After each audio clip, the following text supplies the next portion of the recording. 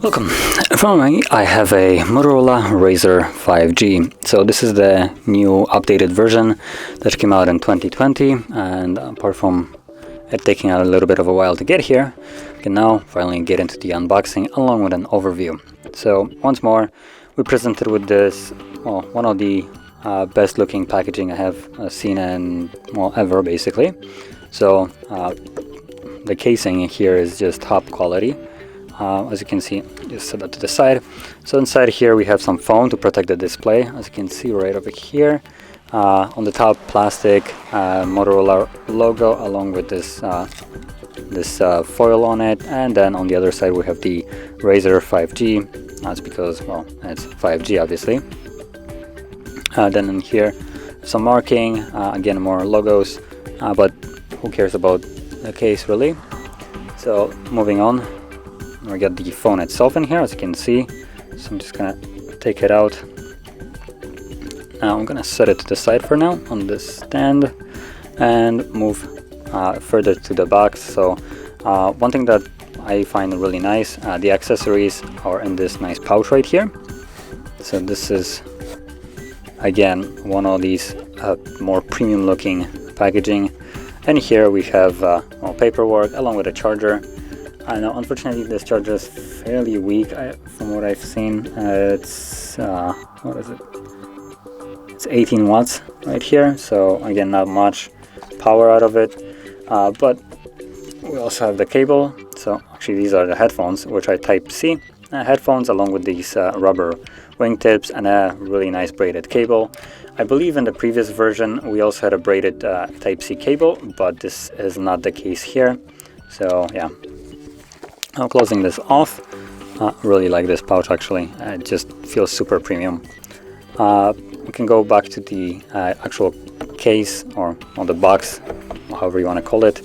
And one thing that probably you haven't noticed is the actual casing for this phone, how it sits.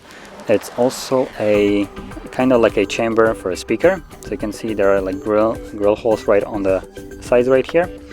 And this is so when you're playing the music, the sound will basically be distributed a little bit better, so everything will from the device will sound a little bit better. It's kind of like a dock for the phone in a, well, very cheap design, but still if you're planning to listen to music or something like that, this will help. So you can just slap your phone into this. Won't be charging, but the sound that will be giving off will be better. So moving out of the box itself, we can now get to the phone, which is a little bit wobbly here. Let me zoom in a little bit here. So there we go. So I already did turn on the device, so we don't have to. I'm gonna go through a quick setup, so bear with me while I basically skip through most of this. Now obviously, as you can see, the front display, or well, however you want to call it, front or inside, not really sure. This is a what they call a POLED foldable display with a resolution of 876 by 2142. So not the most highest resolution here that you can get. But honestly, I don't really see any pixels, and it is equivalent of a 1080p display, honestly, especially with the 373 pixels per inch. It basically approaches the well, 1080p resolution of majority of the devices. Now it is a little bit lacking, but I'm pretty sure you're not going to see much of a difference between like 30 pixels per inch. So yeah.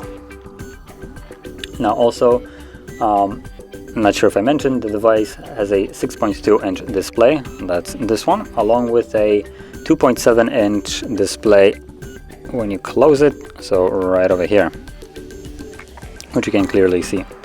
Now it looks like, again,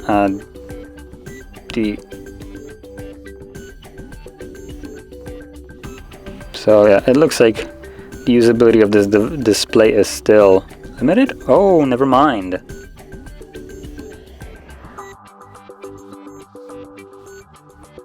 So actually, this isn't too bad. Now it gives me a quick guide, whatever, I don't really care.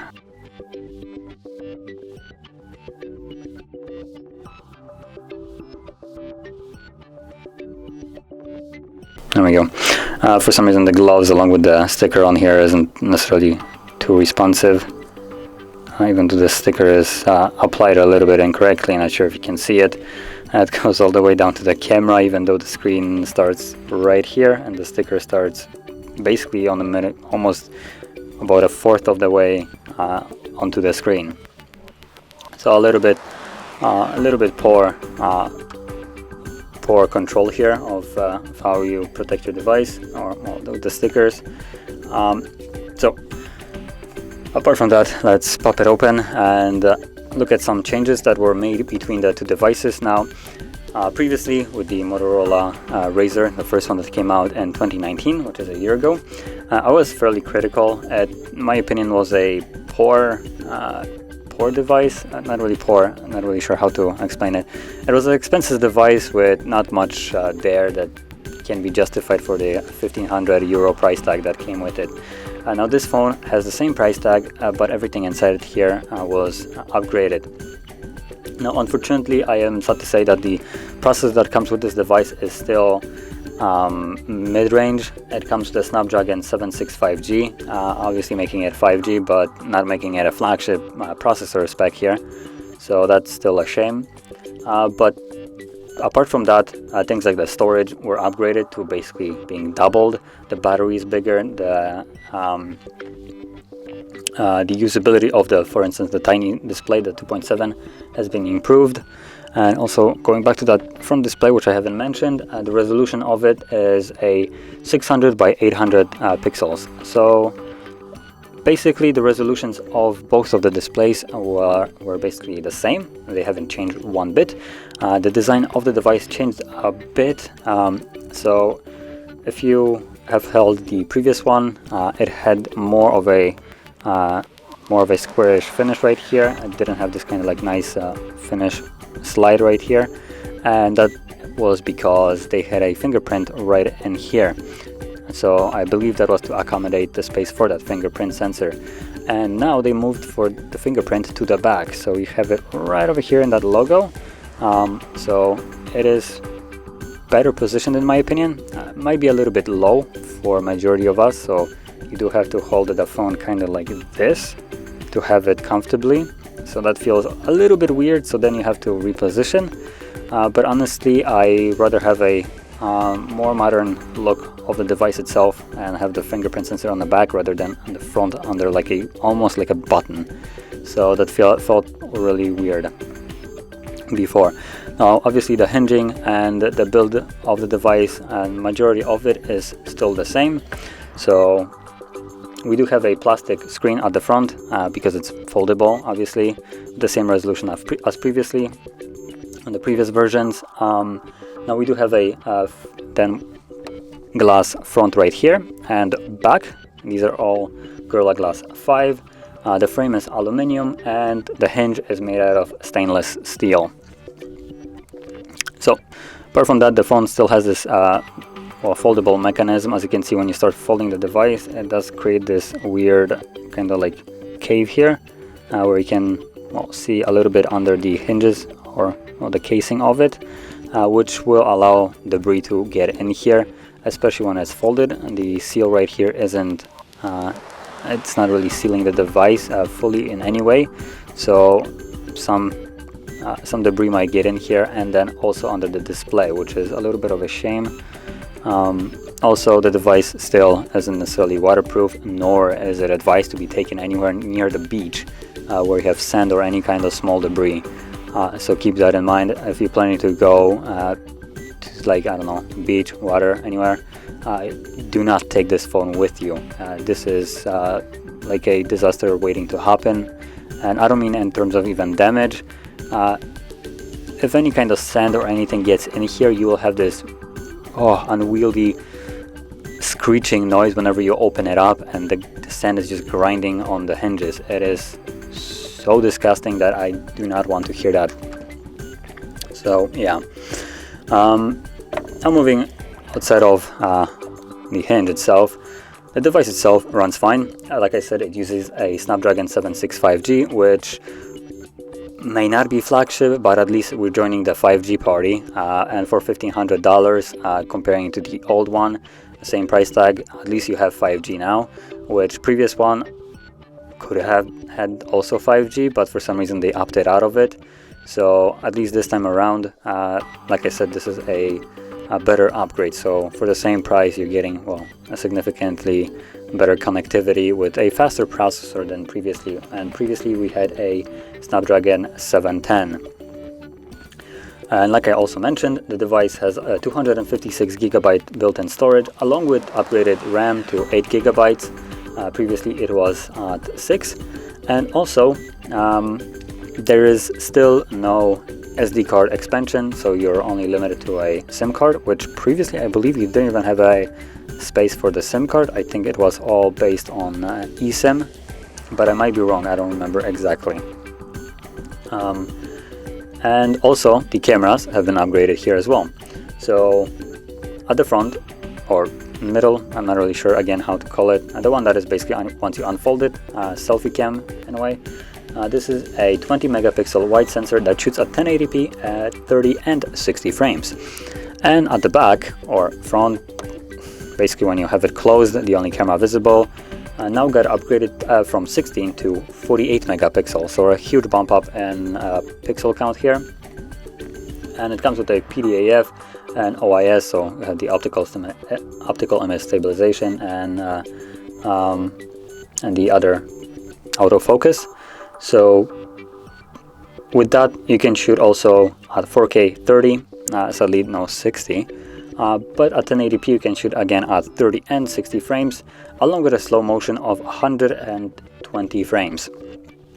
And also, because we have the screen right here, you can basically use this camera as a selfie camera, making the other one that is inside kind of redundant.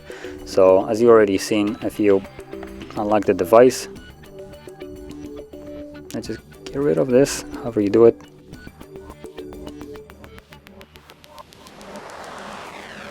Okay, this is kind of hard to do.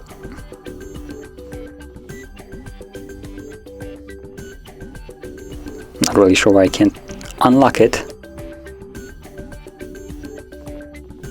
There we go, that worked. So I believe this was this way. Yep, there we go. So as you can see, it launches a camera, and this is a, like I said, a 48 megapixel wide sensor. So you're basically getting a full-fledged selfie camera that is using the back sensor. Now also, if you open it up, it will continue whatever you were doing apparently, but it sticks with this camera, the front one, which if I were using it as a selfie, I would expect it to launch then a selfie, which is a little bit off, but whatever.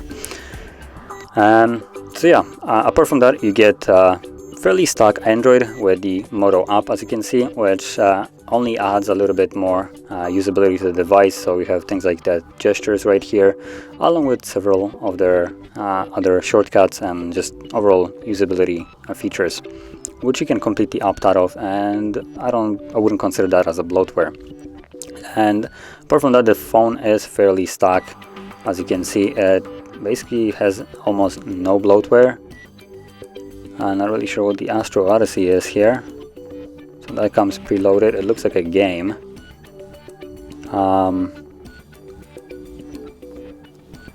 Okay.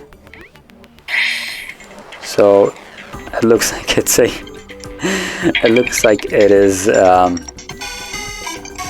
Let me close this off.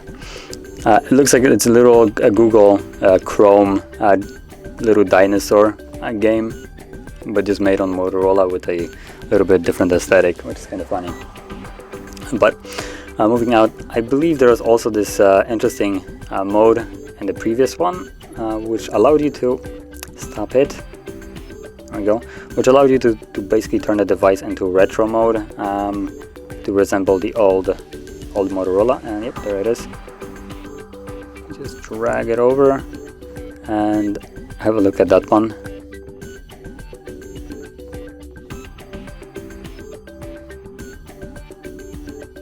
There we go. As you can see, it turns it into this retro mode. Now, previously it was fairly limited, and now I'm not sure if it still retained that. Let's kind of see it. So if you would open up any kind of app, yep, it still launches the normal one. Let's see what else we got.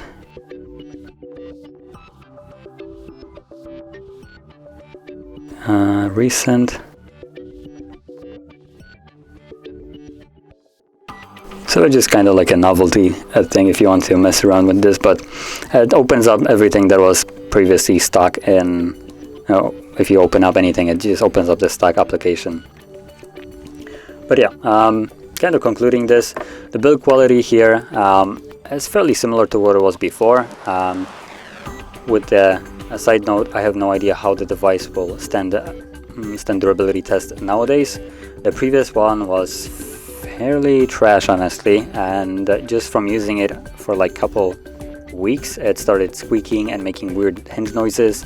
And overall, from what I've read online, people were complaining about the device, basically the screen breaking on them after just a normal usability of it usage. I'm not sure if this is still the case here, so I guess only time will tell. But apart from that, like I said, everything about this device was improved. The processor, the cameras, the only thing that I guess wasn't improved was the display, which both of them are still exactly the same, but the usability of the front one has been improved and increased, so you have more usability of it when it's closed, rather than how it was before, with it just kind of being there and being almost useless. And apart from that, at this moment, with the specification that this device comes in, price tag, I do have to say it's still overpriced for a device and the specs that it comes in, but it is easier now to recommend it than it was before with the previous Motorola. So if you really want a foldable device with, for instance, 5G specifically, then this device, well, does the job. The only other options you have are from Samsung, which is their Z Flip and the Fold 2, and both of those devices are, I believe, above 1,500 euros. Basically, Fold 2 being at 1,000 or 2,000, and Z Flip I think being at like 1,700. So this is going to be the cheapest, I believe, option for a foldable device with 5G capability if you're looking for something like that. Now, I would still hold on and wait before purchasing this device just to see how the durability test and how people using it will report it on it, because who knows, maybe the device will still be breaking after just normal usage, just as the previous one was. So I'll really hold off from buying this, but wait till you have some kind of reviews from other people after using it for a little bit, couple, for instance, months, maybe a month or two, and see if the device is still working for them. But other than that, like I said, $1,500 seems a little bit overpriced, but you do have some other additional usability and better specs than you had before, which the device is a little bit easier to recommend now. And honestly, it feels really nice in hand. It does keep a super small footprint when you close it. It feels modern, it feels really nice. This is closer to what I would have expected from basically a follow-up to a Razr series rather than the previous one. So really like it, like the device. Personally wouldn't buy it for myself, but I understand people that might want it, and yeah, I have to say it's a decent device at the moment. So if you found this video helpful, don't forget to hit like, subscribe, and thanks for watching.